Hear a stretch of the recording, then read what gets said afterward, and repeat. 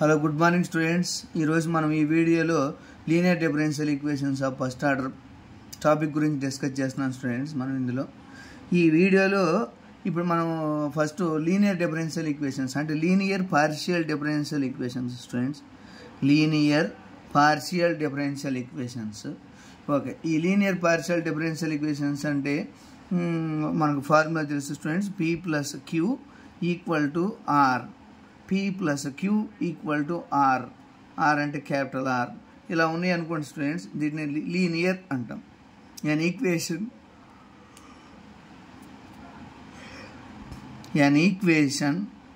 of the form P plus Q equal to R.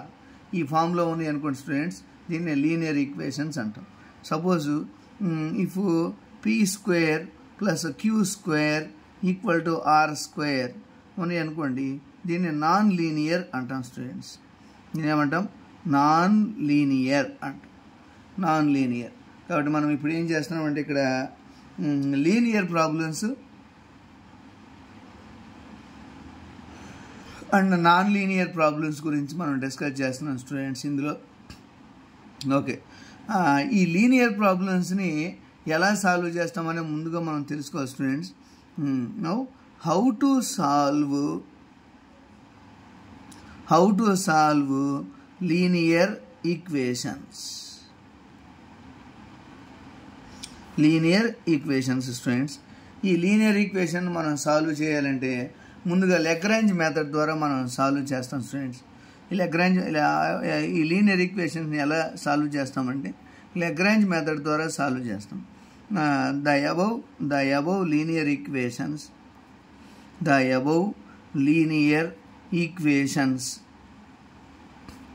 can be solved by Lagrange's linear equations students. Lagrange's linear equations. The above linear equations can be written, the above linear equations can be solved by Lagrange's linear equations. మనం ముందుగా what is Lagrange equation అని తెలుసుకోవాలి students. What is Lagrange equations అనేది తెలుసుకోవాలి. What is Lagrange equation? Okay, చెప్పండి students, మనకు తెలుసు already.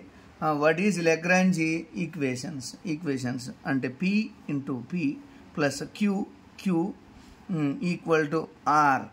ఈ ఫామ్లో ఉందనుకోండి, దీన్ని లెగ్రాంజ్ లీనియర్ ఈక్వేషన్స్ అంటాం students. An equation of the form P plus Q of Q equal to R ఏమంటారు students? P of P plus Q of Q equal to R. Then the above equation is called Lagrange's linear equation students.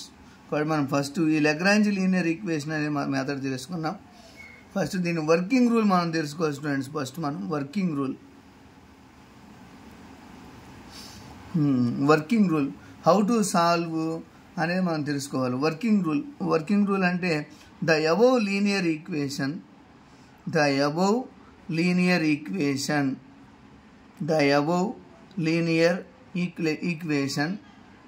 ఈక్వేషన్ని మనము ఈ auxiliary equation అనే ఫార్మాట్లో మార్చుకోవచ్చు students. The above linear equation P into P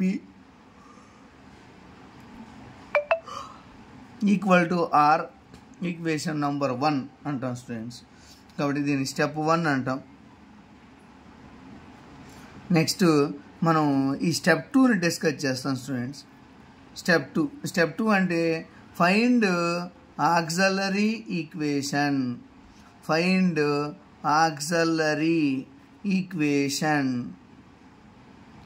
are subsidiary equation అంటాం students.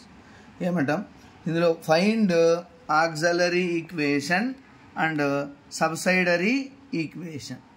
మనం auxiliary ఈక్వేషన్ని సబ్సైడరీ ఈక్వేషన్ని మనం ఫైండ్ అవుట్ చేయాలి students. What is auxiliary equation అంటే dx